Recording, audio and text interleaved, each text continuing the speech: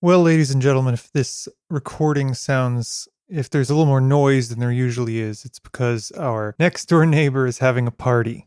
As many people are. I guess so, yeah. On this Sunday in mid-January, as Florida registered 15,000 new cases of COVID yesterday. They're partying, man. Do you think they're celebrating? There are a bunch of options. Choose carefully. Well, today is day one of the series of days when QAnon believers seem to think that all will be revealed. The truth will be exposed at long last. Yeah. It's finally going to happen. Or Betty White's 99th birthday. Yeah. Or a celebration in honor of the Reverend Martin Luther King Jr. Based on my perception of our neighbors, I feel as though it's certainly not that last one. Yeah, no. But anyway, maybe just that they wanted to give each other some COVID. That's the only reason they need. Sharing is caring. Yeah, so if you hear noise in the background, it is probably that. It also could be that we are using a new recording device today for the first time in a while, so I don't know if that will introduce any unusual noises. It does have sound pads where I'm able to like bleep out words if I want to. I'm able to like in real time do that. Wow. I'm able to do. I got a good one that you're gonna love. I can't do this anymore. I hate it. Everything's bad. Yeah, that's good. Yeah, I got that on a pad. I can't do this anymore. I hate it. Everything's bad. It's the last one. Oh yeah, okay. Yeah, the four main sounds that you would need. Oh no. Well, this podcast has just become unlistenable. So you're going to do a drive time radio situation as every podcast eventually devolves into that. Yeah. That's right. No, we'll try to be judicious in our sound effect usage. Yeah, and the reason we moved to this device is because it should make having guests either call in or over FaceTime or Zoom easier, which is to say that I think we're going to enter a period coming up pretty soon where we're going to have some guests. That remains to be seen since we don't actually have any guests arranged currently. Yeah, that's right. And I told you that you had to have a list of at least 10 people who would be reasonable guests before we could start having guests. And I think currently we have 3. We have one person we know, the mother of one person we know, somebody I met on OkCupid years ago, and a geneticist that you may or may not know. That I met one time at a Zoom social. Yeah, so we got some good options. I can't do this anymore. I hate it. Everything's bad. All right, let's start the podcast. It's seedy business. It's seedy business. What's your name? My name is Roman. I'm Allison. You didn't wait for me to ask you. Oh, I forget how we're supposed to do it. It's not in the script. I was supposed to say, so you're Allison. And you're Roman? And this is seedy business. That's the decided on patter. Well, you're going to have to start putting it in the script. All right, I'll put it in the script.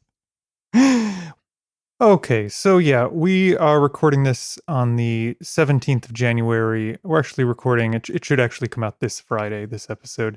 So it's a few days before the big inauguration, so we'll see what happens after this. We were reminded in terms of like right-wing acts of anti-government violence of a Seed story that I don't think we've ever talked about on this podcast, but it's when Baker Creek Seeds invited Cliven Bundy yeah, to speak at one of their events. Cliven Bundy, of course, being better known for a standoff with the government over his feeling entitled to graze his cattle for free on vulnerable grasslands. I could have sworn at some point we talked about Baker Creek being canceled, but maybe it's such a weird... we talked about it face to face and yeah, not on I the think podcast. So. It's one of the like if you were going to ask me which seed company would get canceled, that would be like in the bottom 4, I would guess, probably. Yeah, well, I mean, I looked it up when we started talking about it again recently because I wanted to refresh my mind on the details of the story. And their apology was woefully inadequate. Here are some remarks by Cliven Bundy. I want to tell you one more thing I know about the Negro. When I go through Las Vegas, North Las Vegas, and I would see these little government houses, and in front of that government house, the door was usually open, and the older people and the kids, and there's always at least a half a dozen people sitting on the porch. They didn't have nothing to do. They didn't have nothing for their kids to do. They didn't have nothing for their young girls to do. And because they were basically on government subsidy, and so now what do? They abort their young children. They put their young men in jail because they never learned how to pick cotton. And I've often wondered, are they better off as slaves picking cotton, having family life and doing things, or are they better off under government subsidy? Okay. Holy shit, dude. Probably enough of that. So anyway, yeah.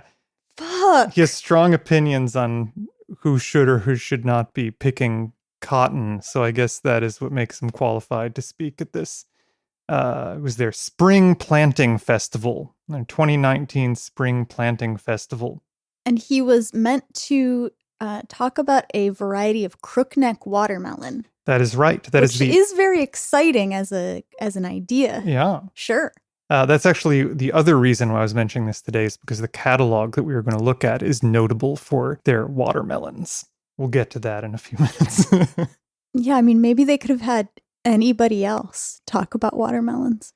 Yeah, Baker Creek's response to the criticism over this invite, too, was essentially a, like, we don't see color response, which did not endear them to reasonable people. It was very, sorry if your feelings were hurt. Yeah. We're disinviting him, but not because he's bad. We want to make it very clear that we think he's probably fine and you're overreacting.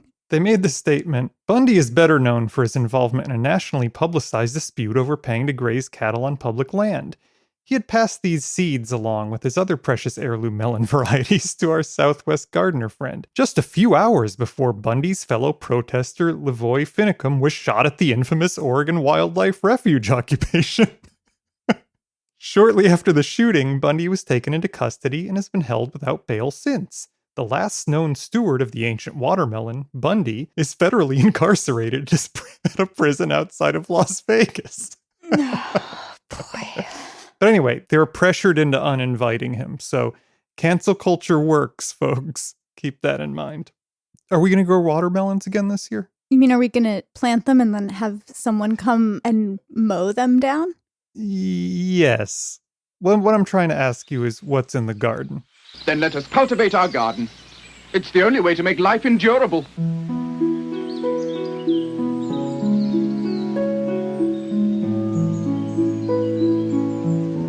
What's in the garden? Not much at the moment. There's but stuff I did observe that stuff is sprouting in the big Tupperware in front. Wow, Tupperware is quite a description Big of a 50-gallon tub. Yeah, the big tub that we use to have soil that isn't just sand. Yeah, that is basil that's sort of springing back because the average temperature has climbed high enough that it looks like the roots actually managed to overwinter. Mm. I mean, I took a look around this week and we've got the compost is cooking along. It's time to start more aggressively turning and mixing that. Mm-hmm. The sweet potato vines that we didn't harvest, I think overwintered just fine. I mean, they should be perennial here. Great. All the pepper plants seem to have survived the winter. So All right, well, we've got a head start. I think we've got a some head stuff. start on some hot peppers, and we've also got cilantro and parsley, flat leaf parsley, that are doing really well now. Yeah, and it's worth noting, again, we're recording this, we're using the phrase have survived the winter just fine, and we're speaking in mid-January. But you have to understand that it did get down to freezing, why not here? But there is a truly 0% chance that happens again this year. So I think we're good to go. The winter is over. The spring has come at last. I'm ready to start. It's a new day in America. Time to tear down this wall. All right, so we've got a lot of catalogs in the mail over the last week or two, and a lot of sort of small niche ones that we hadn't seen before. One of those we're going to talk about today, and that is Willhite Seeds. Their tagline is "A world of good seed." This is a company like so many that I did not know existed. Yeah, I didn't know about this catalog. Certainly. Yeah. They are out of Parker County, Texas, which is a region renowned for its watermelons. I guess their founder was T.A. Willhite, as everyone apparently in the early 1900s, their first name was two initials instead of a name.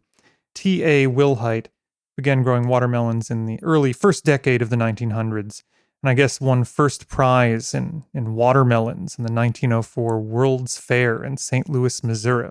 Bizarre that watermelons was a category of the World's Fair. I mean, that's like a category of the county fair. Sure, yeah. I mean, this is according to their website, so I guess I could audit that at some point, but sounds right. And then I guess in 1905, he started selling his watermelon seeds. First, the varieties of the Tom Watson and the Stone Mountain varieties of watermelon were popular at that point.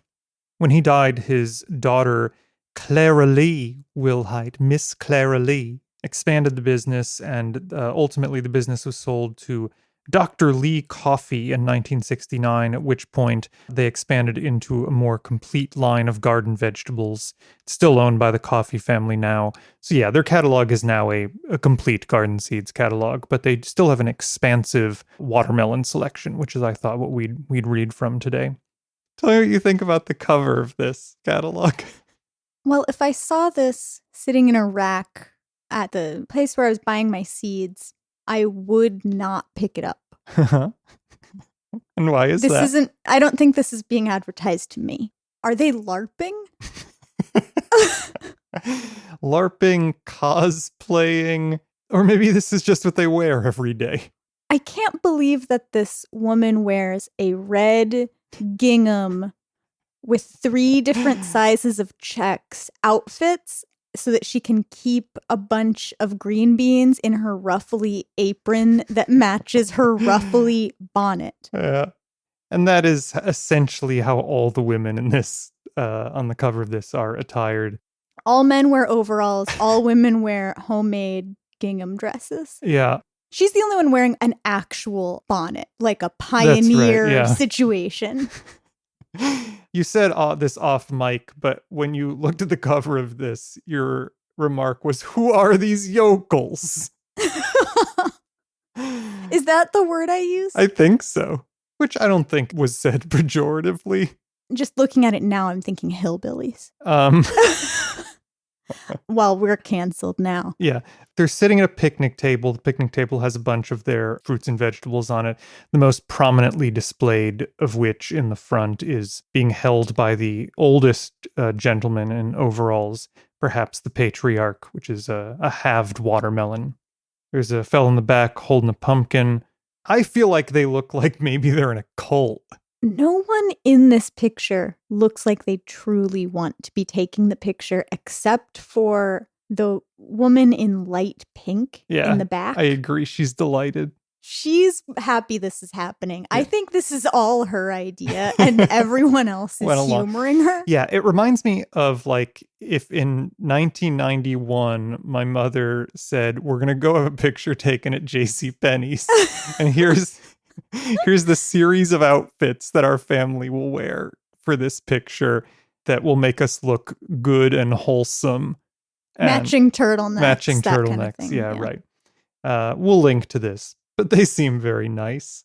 That's literally impossible to tell based on this picture.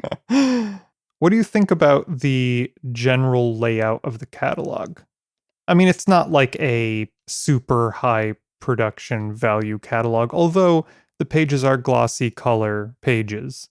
and they have lots of pictures of everything. It's not that it's a low budget operation necessarily.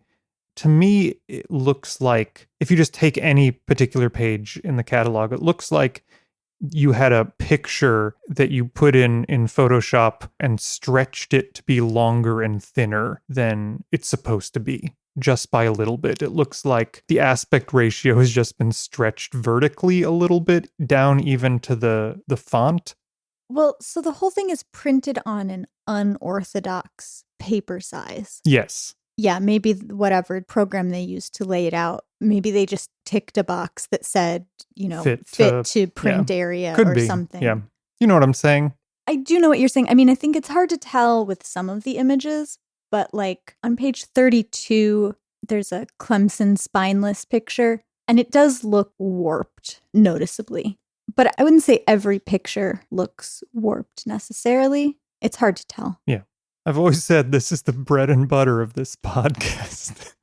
I mean, I think layout and font criticism. Yeah. Well, I mean, I think it's serviceable. They didn't do anything weird like we're going to have a 3.5 column format and alternate sides or something. You read the columns top to bottom, left to right in the standard manner. There's nothing confusing. The columns are not the same width. The, margins are quite odd. I mean, a lot of things are weird about how it looks, but it's legible, serviceable. It's not confusing. Yeah. Hey, do you see on page 34, almost every description has a picture, incidentally, but there's an onion that has it's the yellow granix onion. It's a Vidalia, that instead of a picture of the onion, it's a picture of a plate of onion rings. That's great. Yeah, that's an unexpected whimsy, I think. It looks like some of the beans, the pictures for them are a cooked preparation of beans. It interests me. We talked a lot about this in early episodes of the podcast, actually, but the amount to which the pictures and or descriptions present the items as food versus plant. I think some of these lean in on food. I mean, most of these are pictures of the plant. Yeah. There is a spaghetti squash on page 50 that the picture is a presentation on a plate of what looks to be tomato sauce on the shredded spaghetti squash. They've got a picture of the whole squash, the cut in half squash, and then a spoonful of the squash has been moved onto a plate and topped with sauce. How do you feel about people's love of treating spaghetti squash as though it is the same as spaghetti made out of grain? You are not even fooling yourself. Yeah. I mean, what a sad, sad life. It's a classic example of it looks like it, so you can use it as that food. But the taste and texture completely are different. Nothing alike. Yeah, right. The carrot hot dog. Yeah, that's gross. Erica used to make this, actually, pretty often, and we'd eat it in a pasta way. I think early in our relationship, I asked you what your favorite kind of squash was. Yeah. And I think you said spaghetti squash. There's no way that's true. It's always been butternut squash. Anyone who says that they like a squash better than butternut squash is a maniac. Well, I thought that was weird too, but it led me to, I think, attempt to feed you spaghetti squash. And it was just it's not a good thing. It's like, I think I'd rather eat a zucchini than a spaghetti squash. Whoa. Yeah. Those are fighting words. Well, I hope we never have to do either ever again. Let's read some watermelon descriptions. All right, we're starting with the hybrid watermelons. Big stripe. Big stripe is a large, oblong stripe, averaging up to 30 pounds. The rind has a light green background with darker green stripes. The rind color holds well and is slow to fade. High yield potential. Strong, vigorous plants provide good cover for fruit. Flesh is red and sweet. Good shipper. Big stripe could be very helpful in areas where larger-sized melons are desired. I mean, that's a very useful description. I think it's really thorough. Yeah, it ticks all the boxes, I think, in terms of its size, what it looks like, what it's good at. It doesn't really tell you what... I mean, it's a watermelon, so it would like it to be hot, I guess. But It doesn't tell you anything in particular about it being well suited to a particular climate. What or it needs anything. from you. It doesn't have Yeah. a what it needs from you section, as any good dating profile would. Like, what is an area where larger sized melons are desired? Texas? That everything's bigger, I guess, I'm told. Well, one thing. One thing. Isn't, but Guns. I mean, the sentence big stripe could be very helpful in areas where larger sized melons are desired is a very strange sentence. yeah, on second thought, I don't know what that is supposed to mean. Like, are there pockets of this nation This great that nation. demand unusually large watermelons, and for what purpose? Is it for filling with vodka? Oh, maybe. But they're specifically saying that it's a good shipper, right? So they're saying if you want to grow this commercially, you should be able to grow it and ship it. Yeah. So then why would you need to grow it for your area that is known for its love of especially large melons? Yeah, I think it's a pretty confusing turn of phrase. They're just trying to emphasize that it's big. It's just they needed another sentence to stress that it's big. Well, let's read a few more and see if a Okay. pattern emerges or if this is sort of a one-off. Sure. They have the Cal Sweet Bush. Like all AAS winners, this newbie delivers exceptionally sweet taste with crisp texture. 7 to 9 inches high, compact, bushy, 14 to 18 inches, spreading vines provide enough dark green foliage cover to protect the dark green mottled fruit. Each plant yields 2 to 3 round to oval 10 to 12 inch fruits weighing 10 to 12 pounds.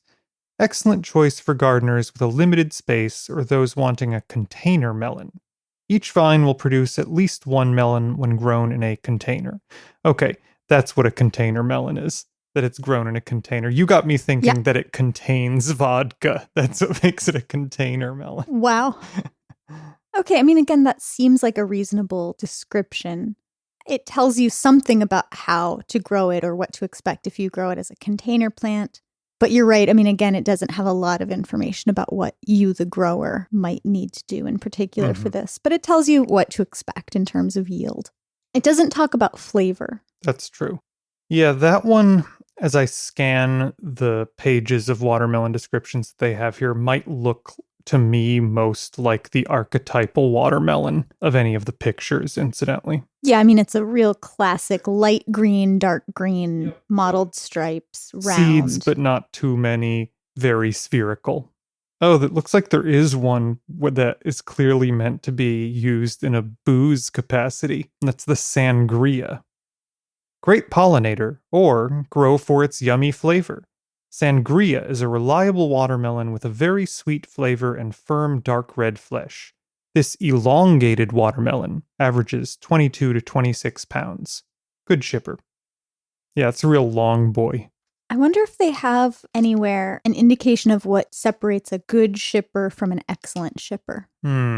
Well, if they have multiple gradations of how good a shipper something is, then I would expect that excellent shipper is a good shipper and good shipper is a bad shipper. Like, that's how marketing works, No, right? because a lot of them don't say that they're even good shippers. Those are the ones that are bad shippers. Okay. Again, I think in general, unless they truly suck, seed companies don't want to trick you about something like that because you will be angry. Yeah. And their business model really depends on return customers. That's true. Like, they generally are trying to give you an accurate appraisal of what to expect from the produce. Yeah. Will you read Truck Buster? That's the one I was just about to get very excited to read. Great. Yes. Truck Buster. Wow, it's just what it says it is. A truck buster. As though we should... You know, the classic thing that is a truck buster. High yielder of large, long-shaped fruit with a big girth, tri-striped rind, and sweet, red, crispy flesh. It is the watermelon with the big heart. Strong, vigorous plants produce melons that routinely tip the scales over 50 pounds. However, when conditions are favorable, some fruit will weigh 80 to 90 pounds. If you want a big one that looks and tastes good, you should try Truck Buster. Excellent for home gardens and entries at county fairs. Wow, Like this is in the category of advertising corn that's too big to fit in a pot. I mean, an 80 to 90 pound watermelon. I love this ad copy. This is Hall of Fame level. Yeah. In terms of how ridiculous it is. It's a watermelon that's so big that it will break whatever you try to ship it in. And in the middle of it, that sentence that's just hanging out by itself in the middle of this description, it is the watermelon with the big heart. Yep. What does that mean? I have no idea. I'm certain that the person who put it there thought that it would be clear. I mean, they thought it was, they were like, this is very clever what I've just come up with. If they used the indefinite article, if they said it is a watermelon with big heart, even that would be less weird than it is the watermelon with the big heart. It's just what it says it is. A truck buster. Truck buster. I wish they'd left it at that, frankly. I mean, that would be legendary. Yeah, that'd be enough. But you agree that occasionally you'll encounter a description that says this fruit or vegetable is so big it's an inconvenience. And this is in that category. Absolutely. You will hate how big this becomes. Yeah, it'll really bother you to have to move it. And maybe it will break your truck. Okay, but hold on. Willhite's sweetheart. The first sentence is a sweet melon with a big heart. So it is not. And sweet and heart are all caps there. So is a melon heart something? I can't believe Willhite's sweetheart isn't the watermelon with the big heart. Let's see. Let me Google. What is a watermelon heart? Okay. Whether a watermelon has seeds or not, it has a heart. The heart is the sweetest part, and it's the seedless part right in the middle. This is from an article encouraging that when you cut up watermelon to make sure that every piece has part of the heart in it, and to not like cube it in a way that some people wouldn't get a piece of the heart. So it's the very center, like beyond where any seeds would be. And it's the tastiest portion and the sweetest, apparently.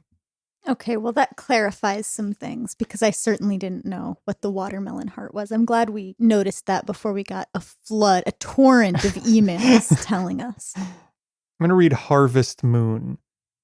Harvest Moon F1 to seedless. The first ever hybrid triploid seedless to ever win a coveted All-America Selection Award. It is the new twist on the beloved heirloom Moon and Stars, sporting the familiar dark green rind with freckles and splotches of bright yellow. However, Harvest Moon offers many advantages. Seedless, ripens earlier, has high yield and tastes better.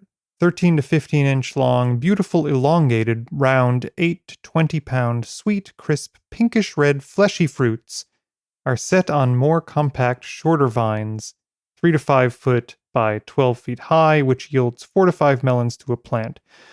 Oh, what a sentence.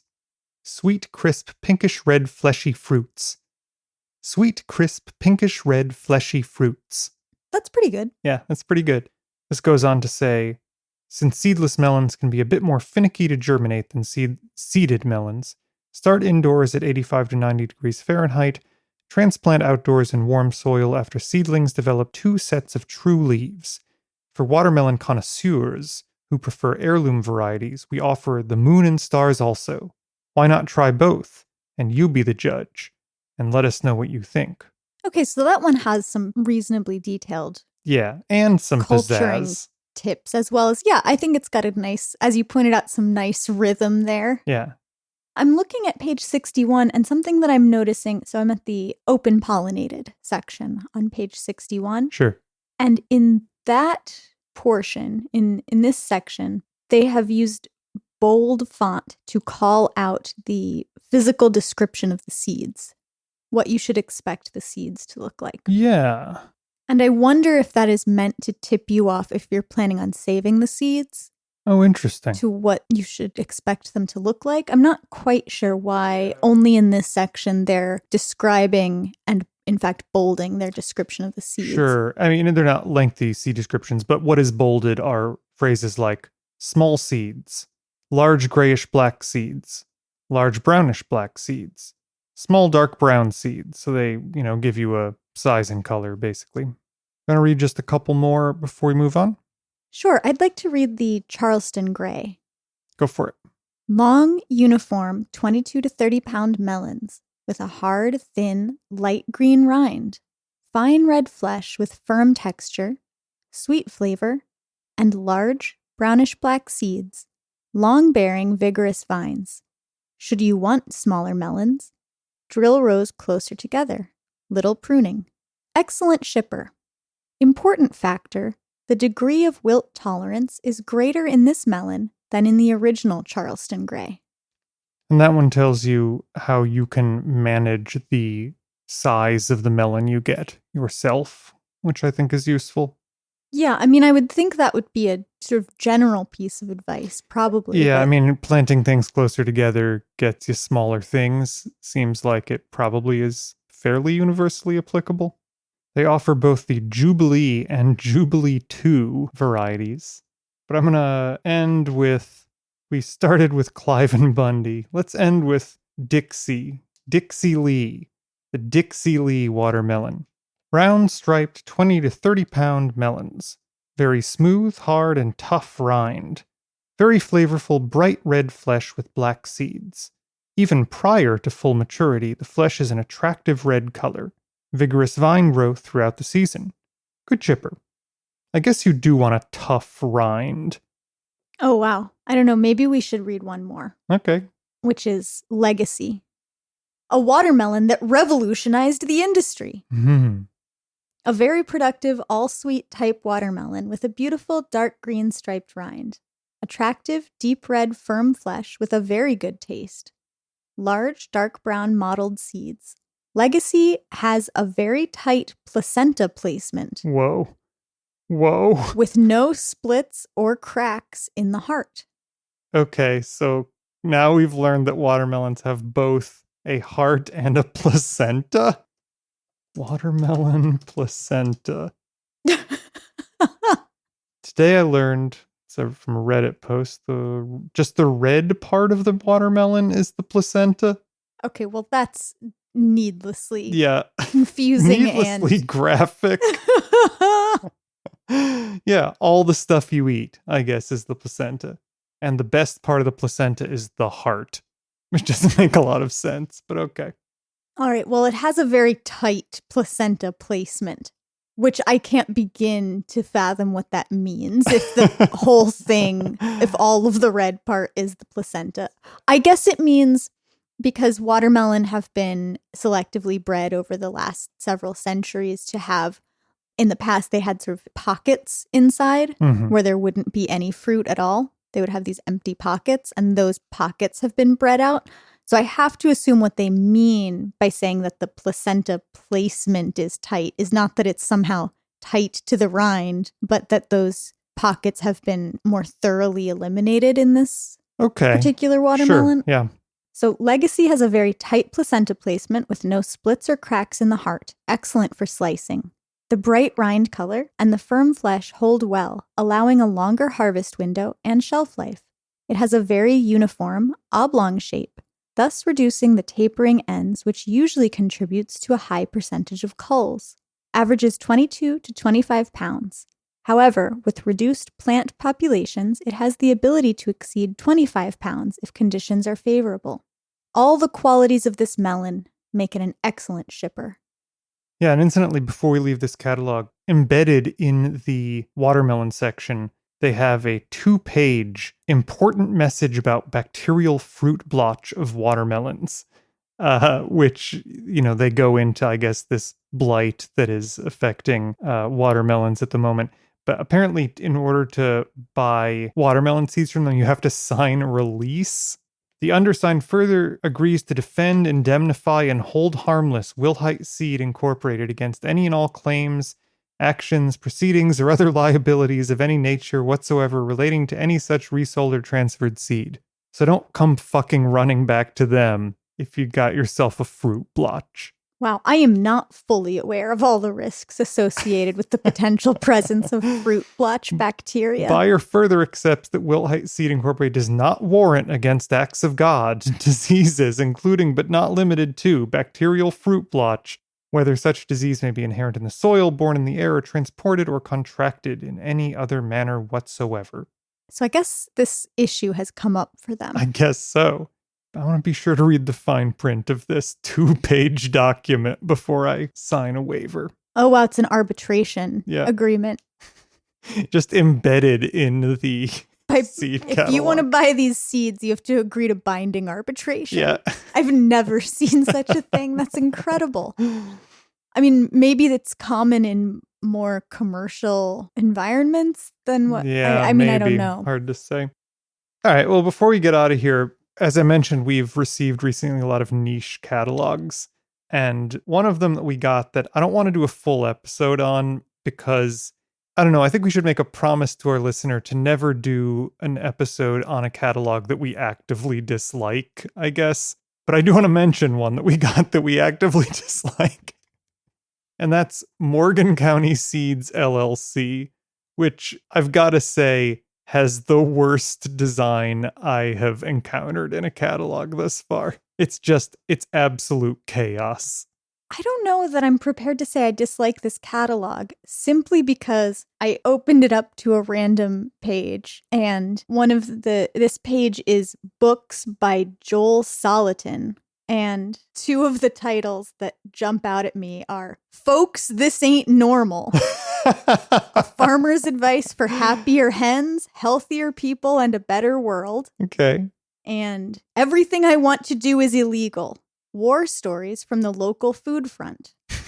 A thought-provoking book puts government regulations in humorous form. Well, yeah, here's the thing about this company. I mentioned in the previous episode, when I ran down a long list of seed catalogs that I'd requested, this was one of them. I noted that I believe it was a Christian company.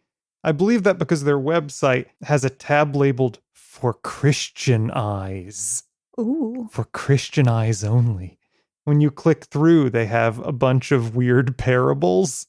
Also, read the opening editor's note. Dear valued customer, as the days go by, one at a time, we all get older. Hopefully, we also get wiser. And as we look back on the past year, we see lots of chances taking place. This is the year that a president is elected. Will it be the one that is in leadership, or will it be a different one? Whichever one that wins, let us all pray about him, that he will lead according to the Lord's will. They also note that they are closed on 2 specific days out of the year. And dear listener, you can't possibly guess what these 2 days are. One of them you might be able to, and one of them is Good Friday. The other is the Feast of the Ascension. They are closed on the Feast of the Ascension. So don't fucking waltz in there on May 13th thinking you'll be able to buy some seeds from them. But the catalog, you would agree, looks terrible. It looks absolute. Yeah. It's just dog shit. Yeah, it looks absolutely terrible. I mean. All right. Yeah. That's it. If you're so inclined, you can elect to follow us on Twitter at @CDBusiness or on Instagram at CDBusinessPod. You can email us at cdbusinesspod@gmail.com. If you'd like us to talk about a particular catalog, let us know. Even if it's this catalog, we would absolutely do an episode on this catalog if someone actively requested it. You have to be prepared for us to drag it, because when we say it looks terrible, what we mean is it has no images. The layout, no image. There are no zero images anywhere. The layout is very weird and confusing. I mean, I don't know how I guess they're assuming they're certainly not trying to tempt you into buying. They don't want you to buy any seeds, that's for sure. But anyway, yeah, any catalog, even that one, we'll do it if you want. If you leave us a iTunes review, we'll be delighted to read it, as always. And assuming they have a delicious placenta for you to munch down into, you should eat your vegetables. We're all just doing the best we can. Speak for yourself. It's seedy business. It's seedy business.